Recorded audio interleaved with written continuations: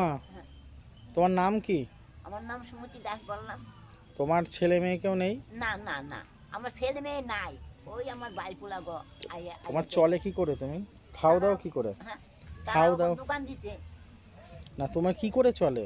এই আমি খাবার দাবার কি খাও আমি তুমি? বাবা ওই যে এই বিকে টিকা করি, আমি এতে চলি। আমি একটা কথা না করে পারি না। মা, তোমার সবাই দিব দিব, মাইসে হিংসা করবো মা।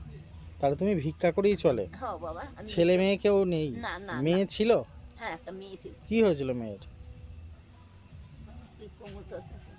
মেয়েরা কাজের চাইছে বলে। মানে মারা গিয়েছে? আচ্ছা আচ্ছা, তাহলে এখন তোমার কেউ নেই? না, আমার বলতে অনেক বাবা কেউ নাই। মানে তোমরা যদি ঠাকুর আছে। আচ্ছা, আজকে আমরা এই ঠাকুমার কাছে এসেছিলাম। এই ঠাকুমার সঙ্গে আমাদের এর আগেও একদিন পরিচয় হয়। সেদিন আমরা কম্বল দিতে যাওয়ার সময় কম্বল দিয়েছিলাম ঠাকুমার সঙ্গে, সেই ছবিও আমরা দিয়েছিলাম। তাই ঠাকুমার কাছে আমরা আবারও এসেছি। আজকে আমরা কিছু সবজি এবং কিছু মুদিখানার জিনিসপত্র নিয়ে এসেছি, সেটা ঠাকুমার কাছে তুলে দিলাম।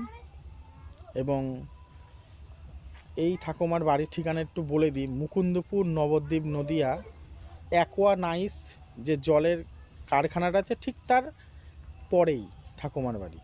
মানে গৌরনগর সেতু থেকে এগিয়ে এসে বাঁ দিক ধরে যে রাস্তাটা একদম পুরো ফকিরতলা পেট্রোল পাম্প মহেশগঞ্জের দিকে মিশছে, সেই রাস্তাটা ধরে জাস্ট 2 মিনিট এগোলেই ঠাকুমার বাড়ি। এবং অ্যাকোয়া নাইস জলের কারখানার 2-3টে বাড়ির পরেই রাস্তার সাথেই বাঁ দিক করে ঠাকুমার বাড়ি। ঠাকুমার সারাটা দিন এই হয়ে করেই কাটে। বাড়ির অবস্থাও দেখলেন আপনারা কী অবস্থা।